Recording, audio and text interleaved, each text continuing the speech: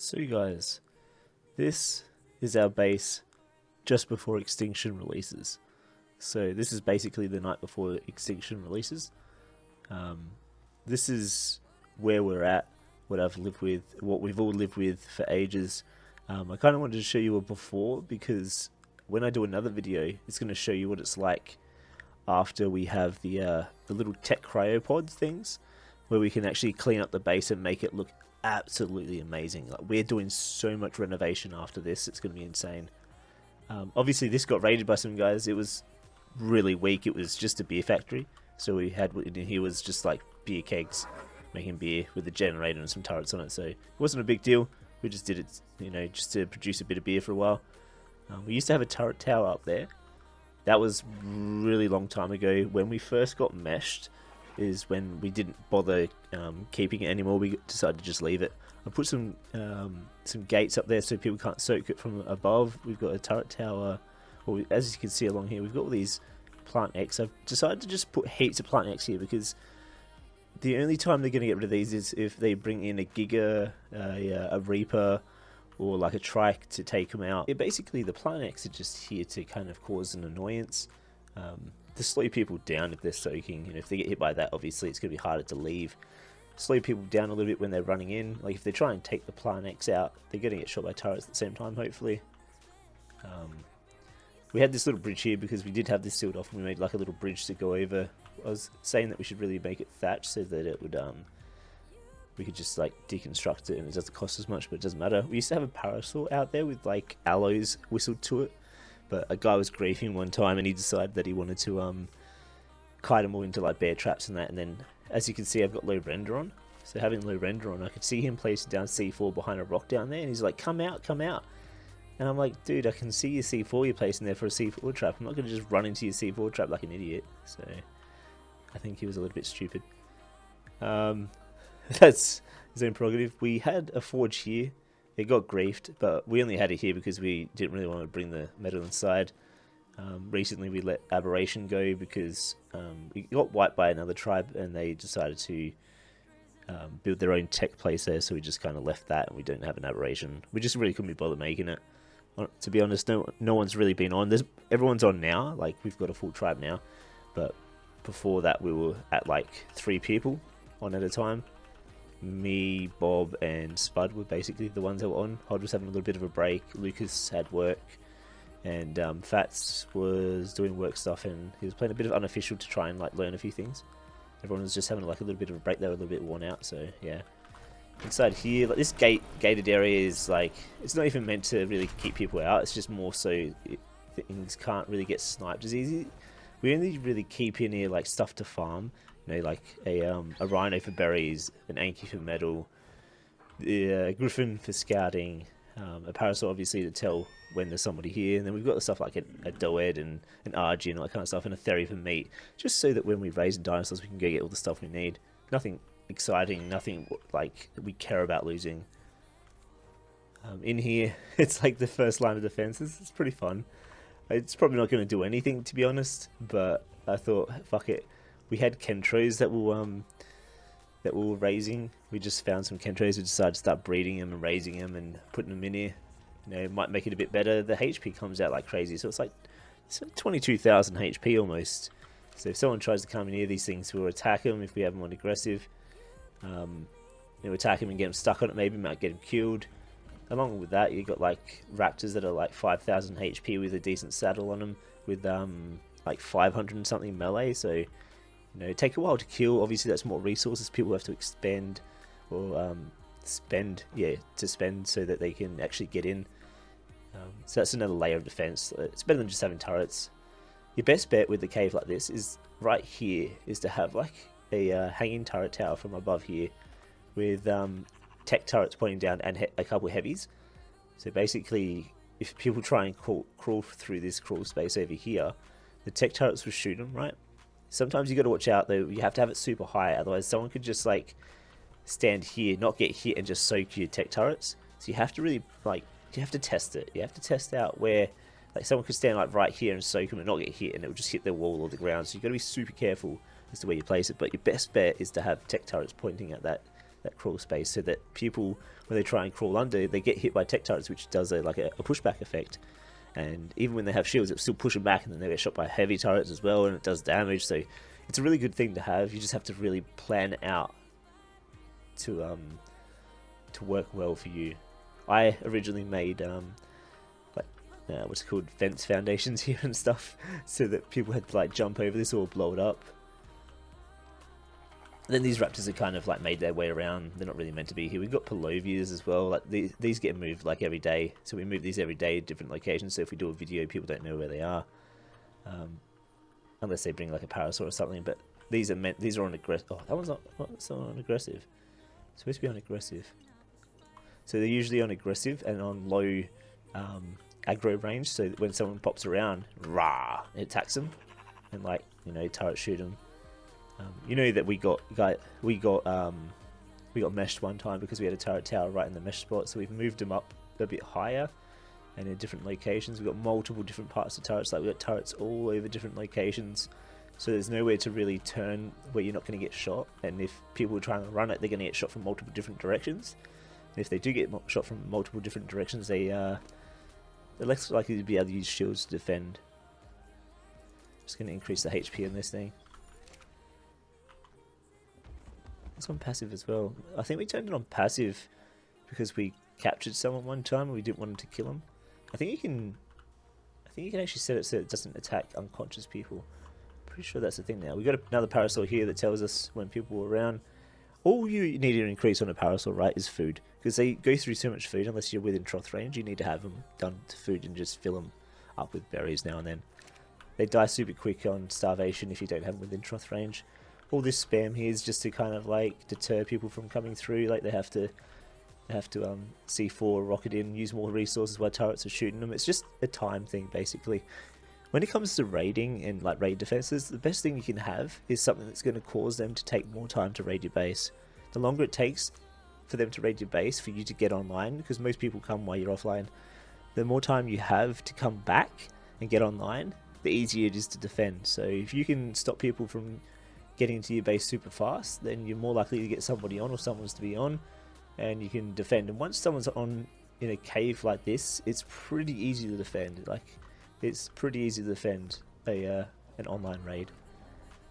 As you can see here, I've got a whole bunch of theories. Did this with the recent 8 times breeding and all that, and it literally took one imprint to get it fully imprinted, and it came out with 488 melee and like 12,000 HP. It's freaking insane.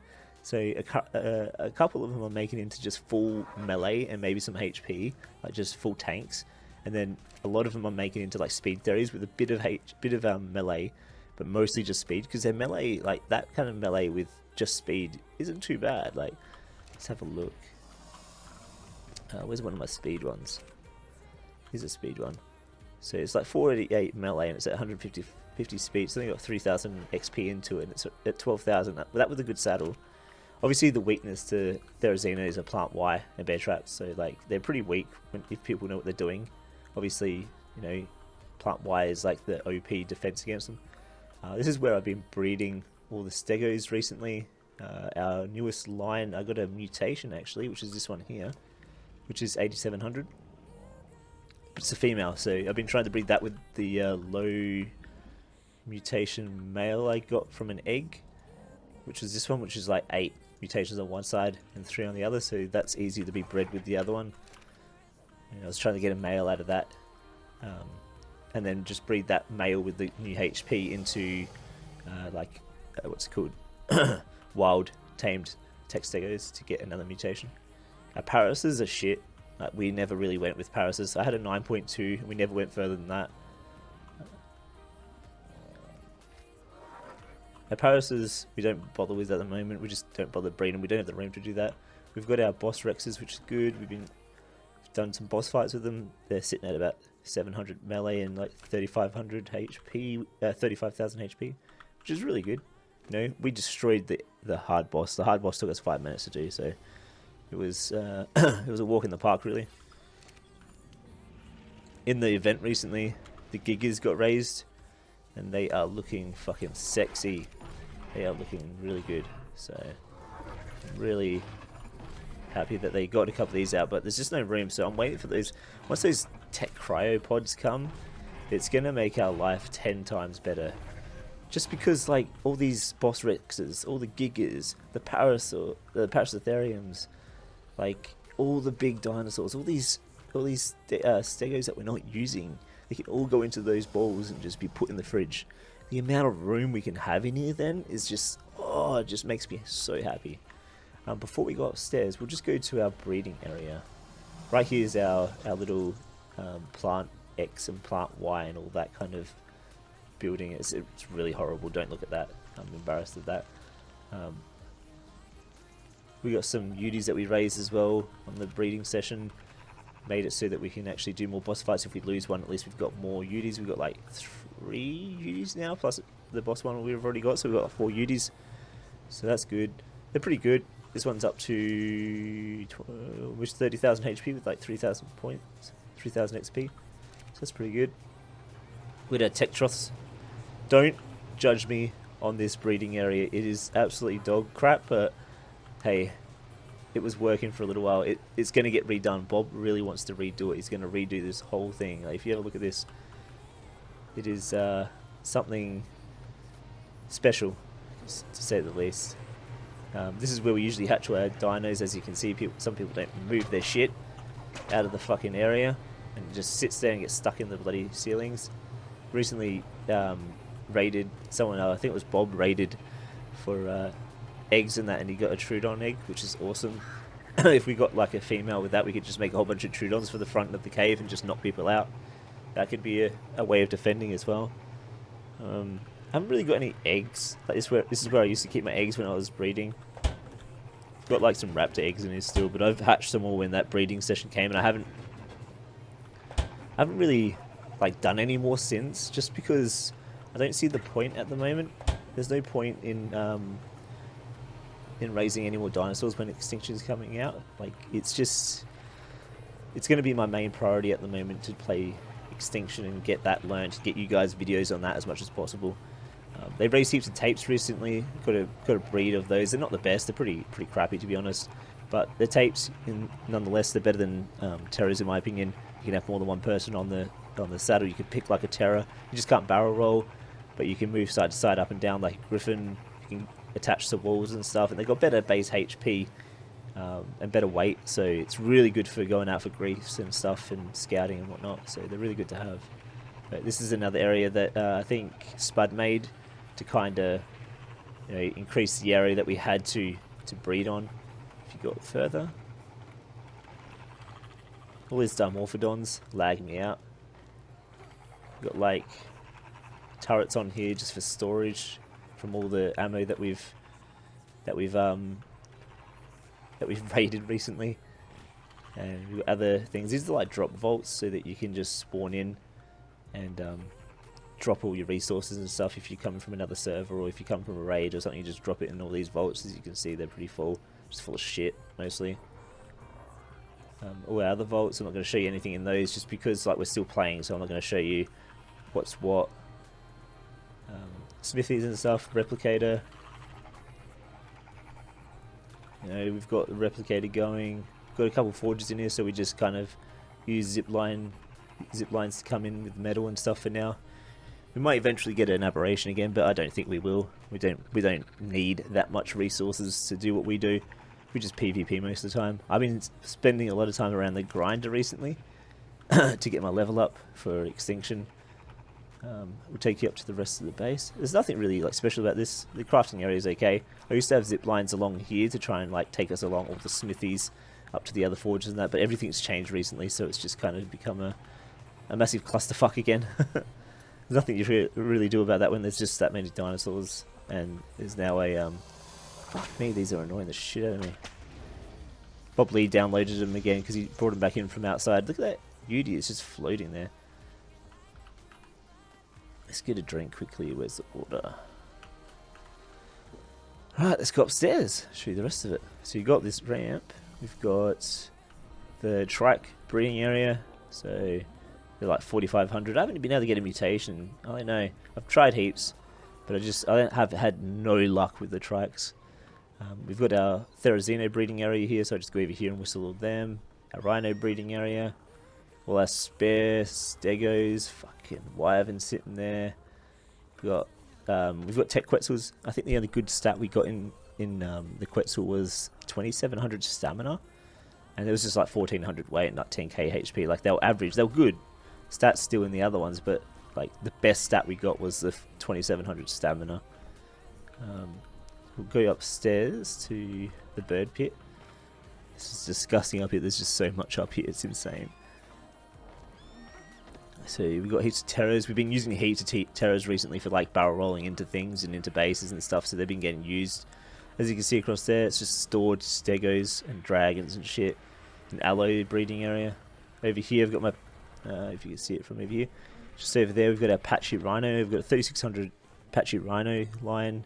Haven't had any mutations in health yet. I've had mutations in stamina and a few other things, but nothing in health yet, so that kind of sucks. I've been trying for a while, I just gave up. Couldn't be bothered. And look at all the tapes up here as well. It's just so much shit. There's just so much shit. I can't wait until these Pokeball things come into effect. You know how clean this place is going to be? Half this shit needs to be deconstructed and just changed. Can't wait. Oh my god. It's just going to be a life changer, in my opinion. It's going to be so good. You got all the RGs up here. Which, this one's on Wander. This one's on Wander, what the hell. Our RG lines are actually decent, to be honest. All the stats, do we have a folder in one of them? Got a clean one here. So I'll tell you what the stats were. It was like 425 melee, 800 weight. This one hasn't got the weight. It's got like 1300 stamina, that doesn't have the stamina. And it had 4000 HP was our stats for RGs. Like, our RGs were decent. So yeah. I did put another platform above our crafting area up there for like putting my stegos that I was breeding recently, but that had to get taken down because of the replicator and whatnot. But yeah, the base is, that's basically the base. It's just basically turrets everywhere and dinos basically in our crafting area. We just basically spend most of our time out PvPing really and defending if we have to defend. But yeah, this is the end of... This is definitely the end of Season 2. So 24 episodes into Season 2. And it's finally the end. I thought I'd do a base tour of how it is at the end of Season 2. And then I'll show you guys further on later on when we get like the Pokeballs and all that kind of stuff. What it looks like and whatnot. But I thought I'd give you guys a little bit of a summary of where I am at the moment. You know that in Season 1 I had my own tribe. I stayed with them for a while, did some raids, built up on our own and all that. That got wiped when I left. People got wiped and other people, my old mate got kicked from it or something because of political shit, which was pretty fucked up. And then, yeah, so I moved with these guys to kind of get some more... Like, I wanted to be more PvP based, so I knew how the PvP, but I didn't have the chance to PvP in the other tribes, so I decided to come here to learn the PvP side of things. Considering I already knew the building side of things, I was getting a hold on breeding. PvP was the only thing I really need to improve on. So I'm all about improvement. Like I can say that I'm not amazing at the game, but I will try and be better. That's my philosophy. Always try and be better than what you were the day before. So that's my philosophy for like everyday life on ARK and any game in general, even life in general. Always try and improve yourself. And, oh, fucking rain, just as I was about to take a screenshot. Yeah, try and improve yourself each and every day, so make sure you keep that in mind, guys. Especially if you're young, like, make sure you always try and improve yourself, do the best you can at school, do the best you can at your job. If you honestly put in enough effort, you will be noticed for it, and you will obviously notice it yourself, and you'll be happier for it. So I hope you guys enjoyed Season 2. Sadly, it's at an end. It's been a fun ride so far. I'm still going to be sticking with HOD and all that for Season 3. But I'll probably... depend on how that goes and how the end of that ends up. I might end up making a tribe with somebody else eventually.